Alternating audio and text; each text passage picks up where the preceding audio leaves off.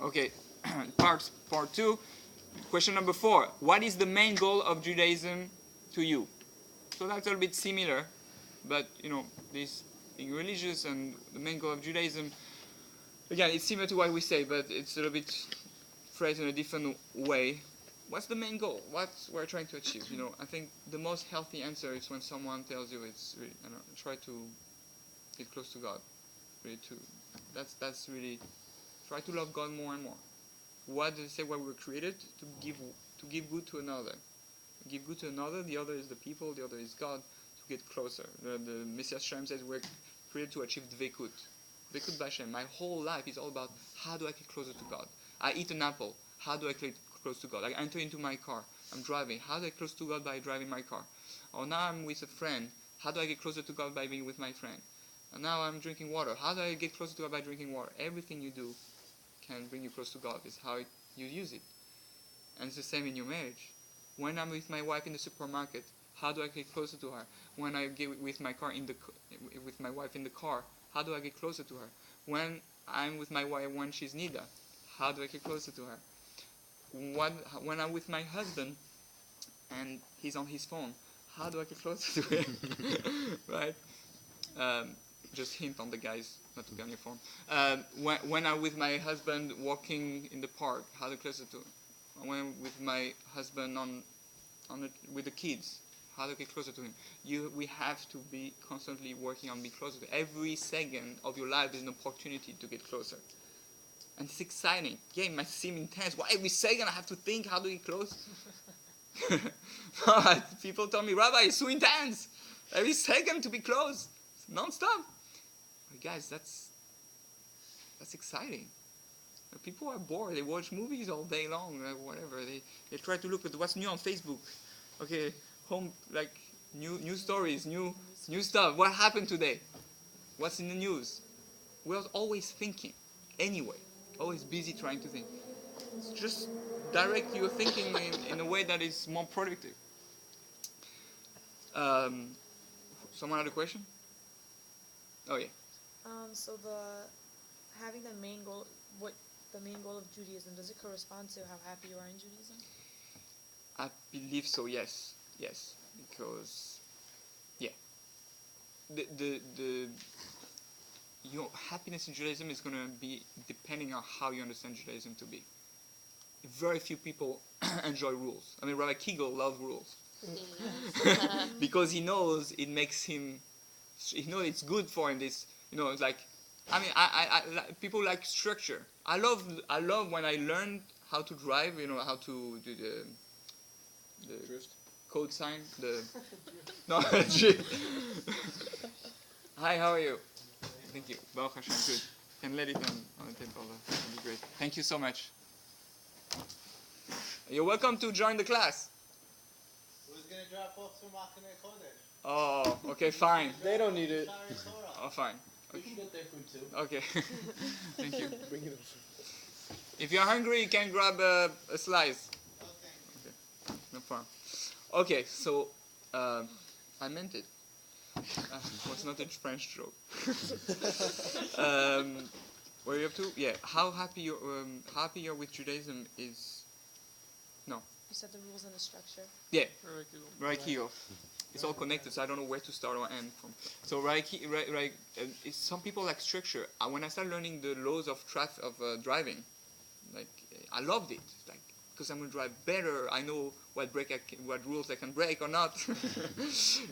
And it's because now everything will work better. And when I drive and you put this whatever, it's like almost a game.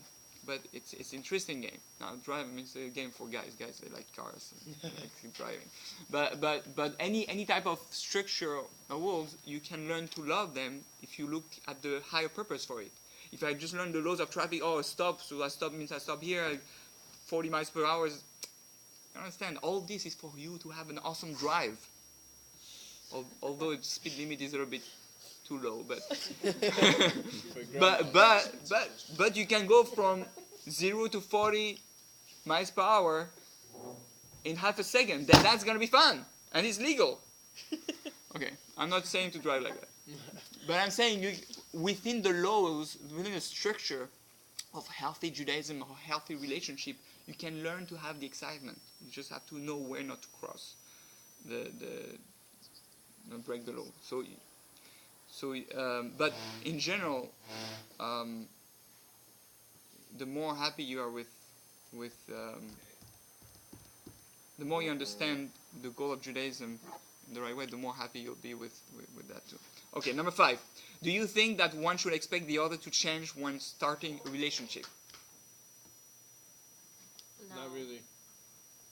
So, you're right. It's definitely more no than a yes. Yes, we all want to change. And if you're Jewish, and if you're a little bit religious, then you should be expected to change on your own. You should expect yourself to change.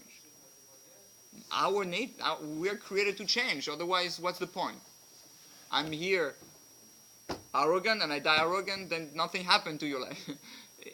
The goal is to transform ourselves. We're born selfish, and we have to become unselfish, givers. That's what God created us. But we have to start with selfishness for survival, right? So very important to realize that that I should not. I'm the one who should change. I go in a relationship. I'm going to change to make that relationship better. Yes, hopefully the other is change. But when I'm changing, if I'm focused on my change and my spouse see me changing so much, then your spouse is going to feel compelled to change also.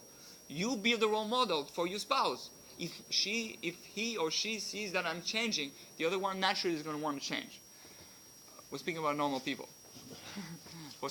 Some change are difficult or different by others. Some people have a stronger ego than others. Some people have a stronger, anger problem. Some people have a stronger lazy problem. So each one has to find out the place where he needs to change. But don't look at the other and say, "See, I'm changing. What are you doing?" You know? That's bad, because then you're making your relationship of condition. It's condition. It's a competition of who's changed faster or whatever. It's not. You can't. A marriage is not a competition. You can't compete. Well, today, I did the dishes, the garbage, and I take out the dog. What do? Just my bed? No, that's not. It's not fair. I did 3 things. You did 1 thing. Hello, are you in kindergarten or what? If you make your relationship competition, you're gonna lose. It doesn't work like that. It's not how much you do. Otherwise, we're in the society of capitalism, and we tend to think like that. We go to school. Who has the best grade? Who has most this? Who has most points? Even our Judaism has become like that. Oh, he knows 20 pages of Gemara by heart. He knows 20 things. Yeah, that's great. That's fine. But don't use that as a competition. Oh, I'm higher than you. See, I stayed up all night. Well, to learn, right? Well, you just lost it all. Your whole night you just lost it because of your arrogance. But we're in a society where we don't have self-esteem, so we try to find competition to feel better about ourselves. But then we bring in a marriage, and then there's a competition, and then at the end say, "I win. I'm better than you. Let's get divorced. I'm better." I'm better. I need someone better for me, because you're not on my level, You don't understand what that's not marriage. that's capitalism in a relationship. It's not a relationship. So we have to understand it. We have to go out of that mentality, and you should not expect the other to change. That's a natural thing. Everybody expects that the other change. But the main focus is, and that's what you have to do at the beginning, before you're about to propose. Kanchuri or whatever. How do you say in Persian? Shini Khuri. Shini Khuri. And in Georgian, how do you say? Shakari puri. What? Shakari puri. Shakari Puri for the Georgians.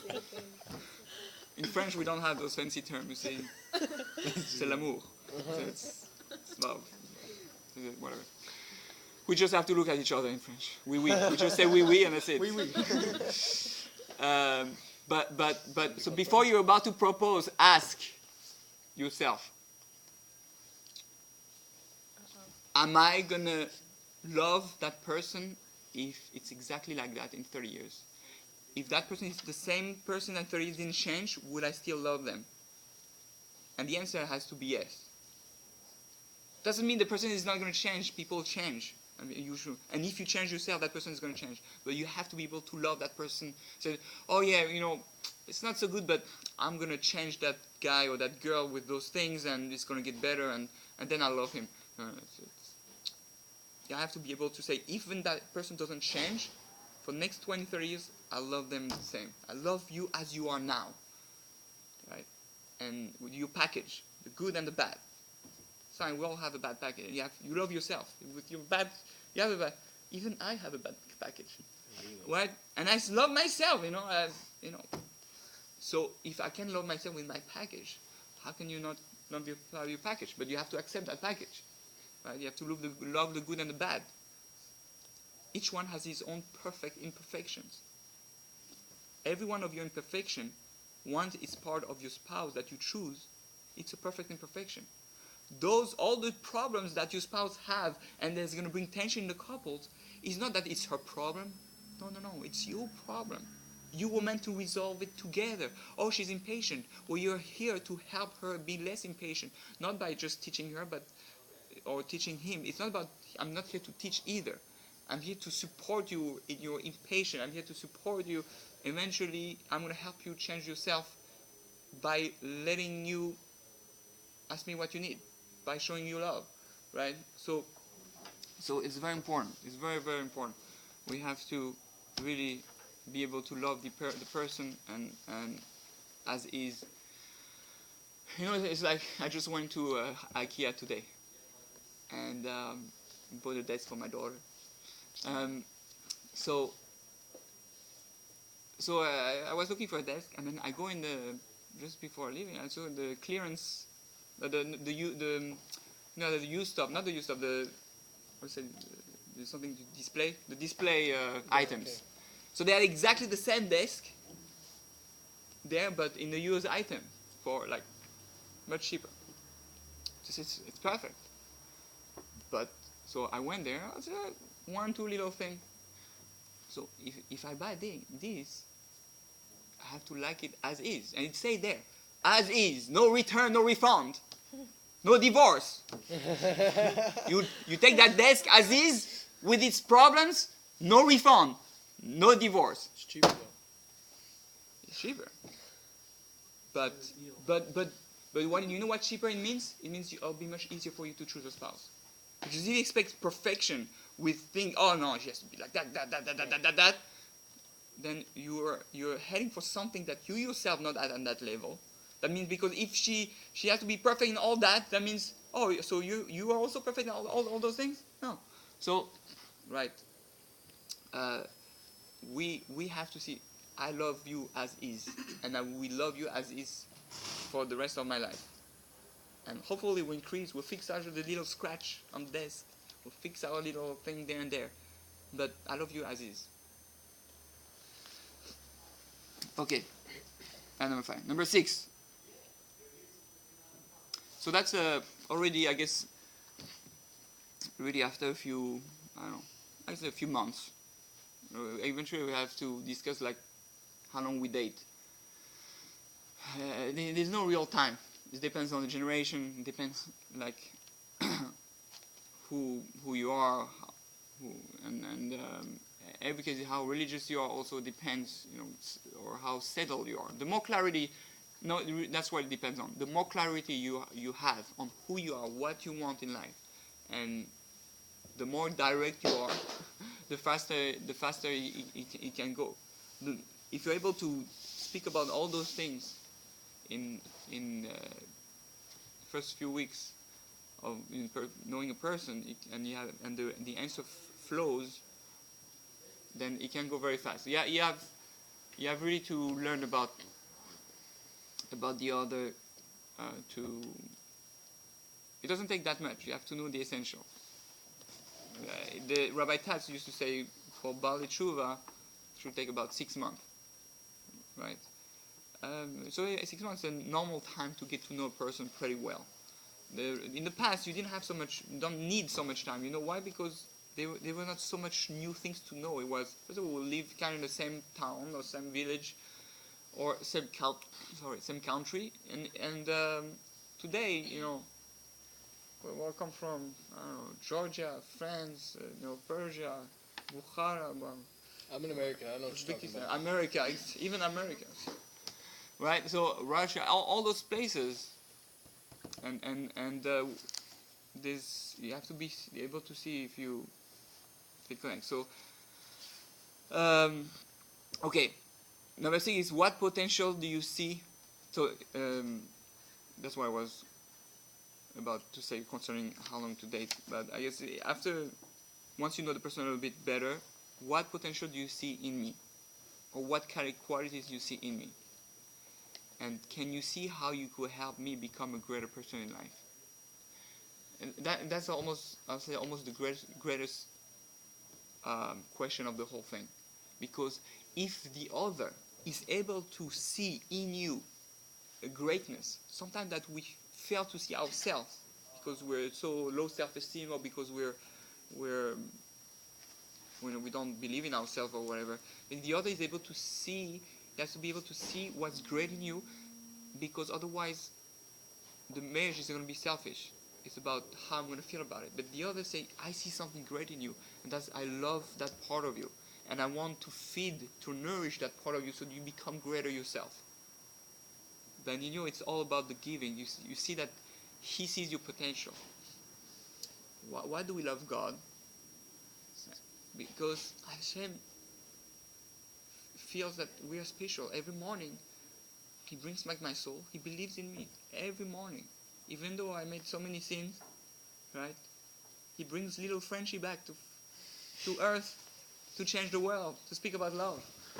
So yeah, I make mistakes, but He sees my potential. He believes in me. מודה אני לפניך מלך וקיים שהרזרת בי נשמתי בחמלה רבה אמונתך.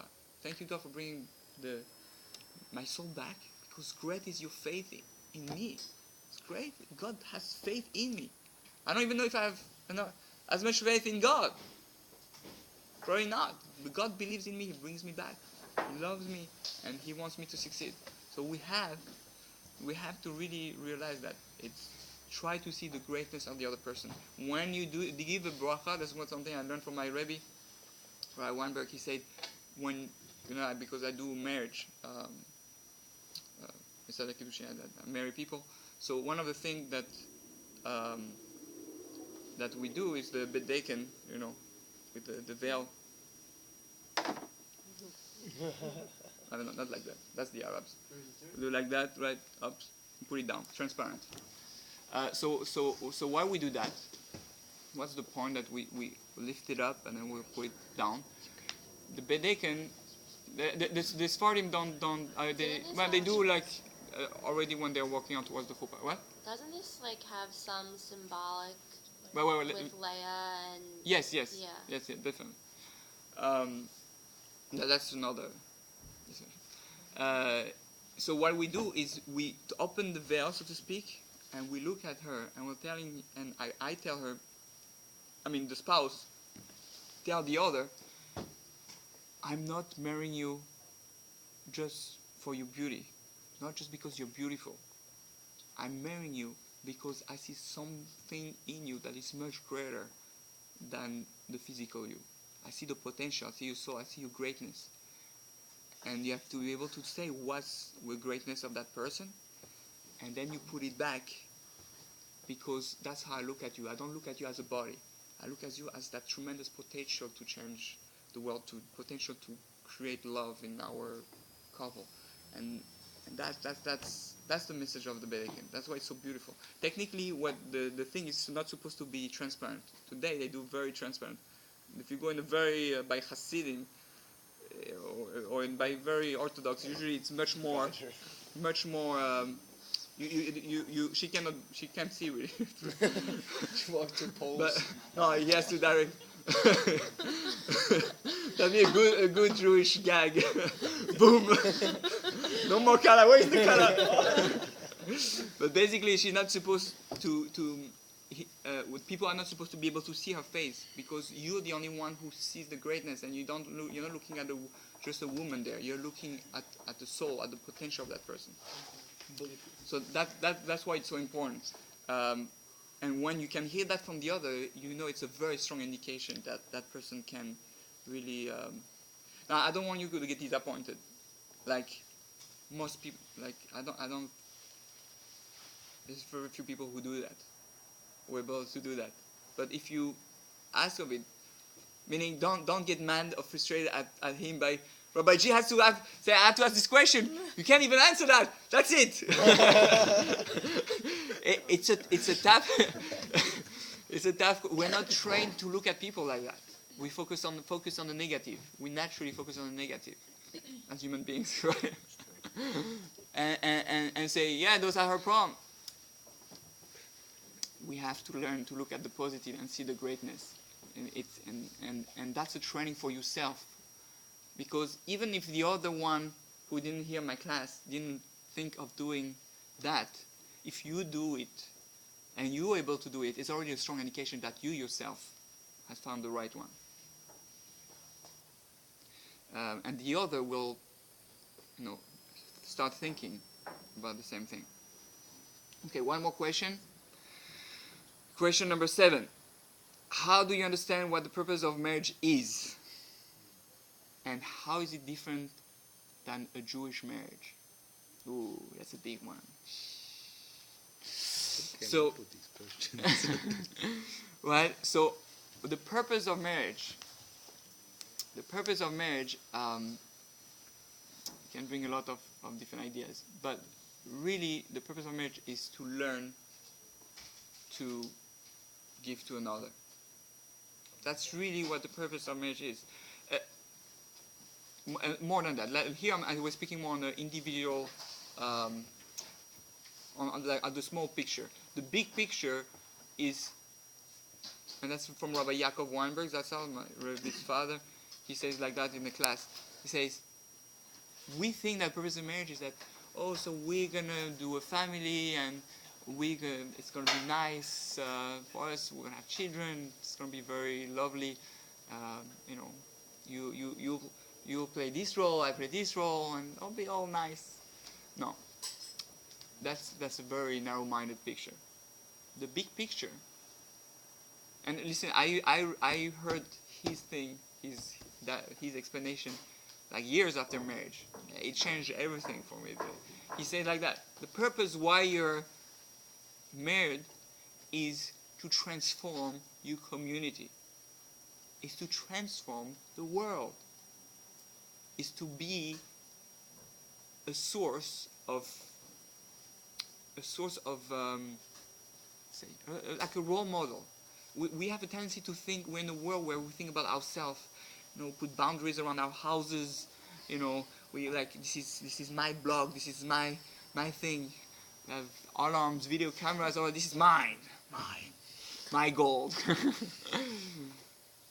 The world we're created for the opposite. Come take. Yeah, I have this. I have 2 cars.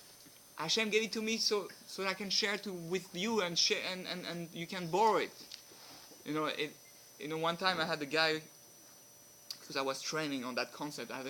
When I was in yeshiva, I had a guy come to me and I had a book he wanted to borrow.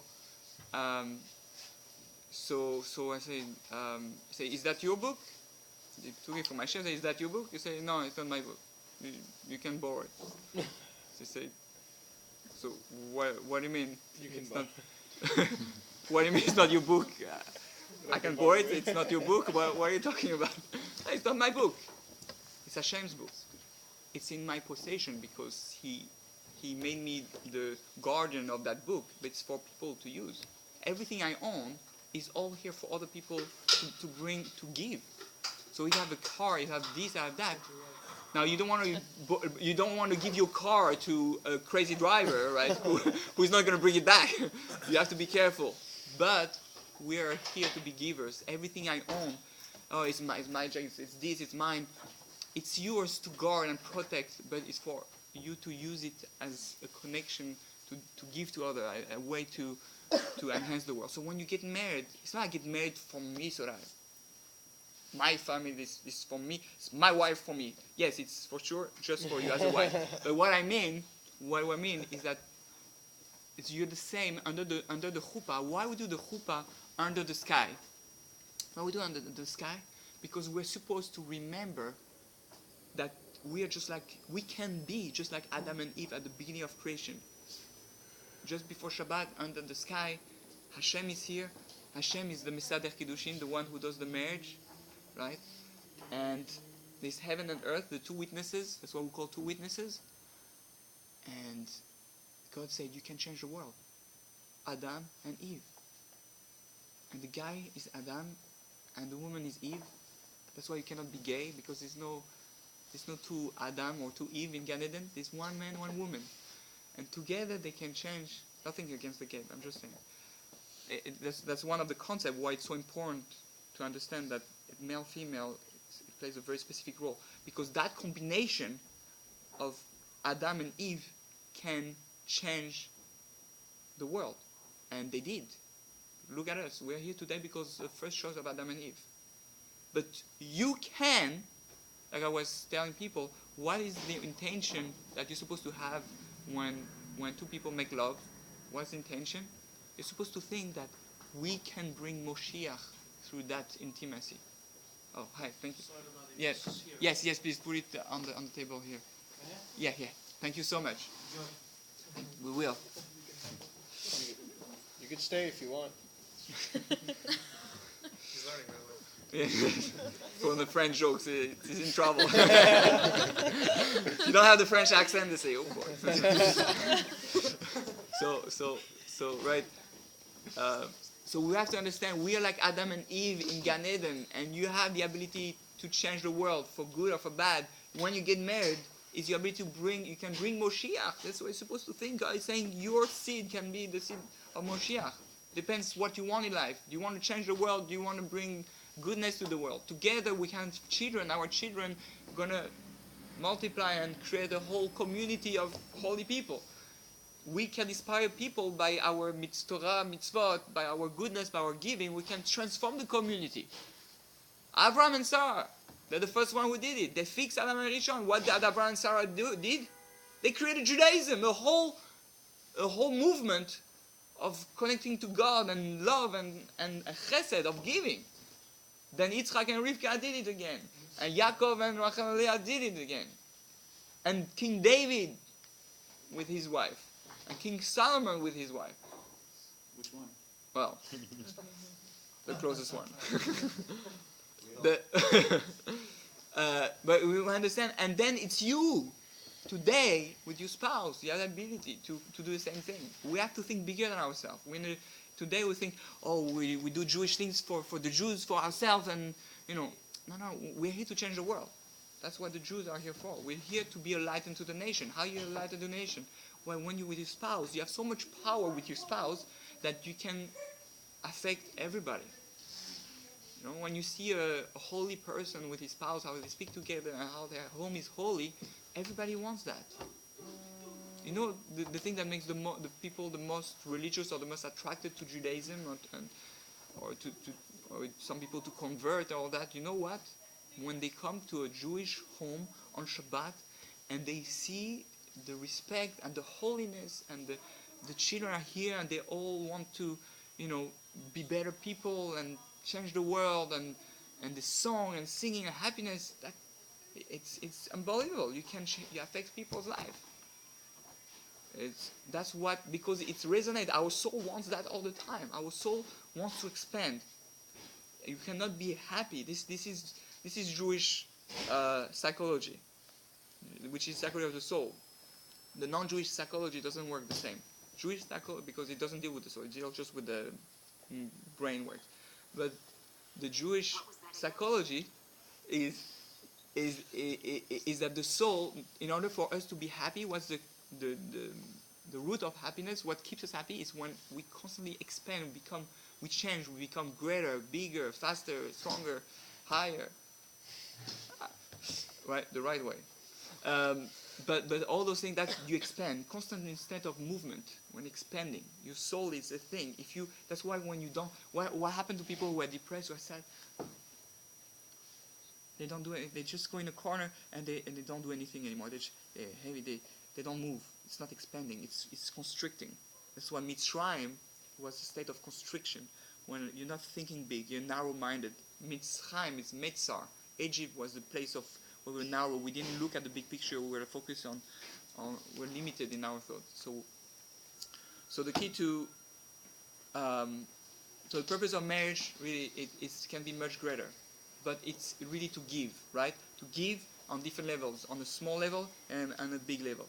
And then what's the difference with the Jewish marriage? The Jewish marriage it's about changing the world. It's not just about changing ourselves. A Jewish marriage is you have if you create your relationship, you achieve a marriage that is divine. Right? You understand? For a non-Jew who is a non-Jew can also have something holy and divine, but not on the same level. We have special laws or tools, certain mitzvot, in our marriage that enables us to transcend a marriage that a non-Jew cannot have. There's no point of being a religious Jew if being a religious Jew doesn't make you transcend what a non-Jew is. The whole point of being Jewish is to achieve a level that you cannot achieve as a non-Jew. So a Jewish marriage helps you transcend and achieve a life that you will not be able to achieve if you just had a non-Jewish marriage. Because then you achieve a marriage that is not just physical, emotional, and it can become a divine love, like we described before, right? We become the passion that I feel with my spouse. It's just a glimpse of the passion I can have with God. And when we have all those concepts, then my marriage becomes incredible and super powerful, and we're able to transform our Judaism, transform our marriage, and and it will make your marriage super strong. It will make your marriage super strong to understand that's what we're here for. And together, when you do acts that affect the community, you have a special help by Hashem. It says in the Ikea, anybody who helps the community, Hashem helps them. Your marriage will be much stronger. If you become a couple that wants to give, like Abraham and Sarah, you will have a strong impact, and the love will be beyond.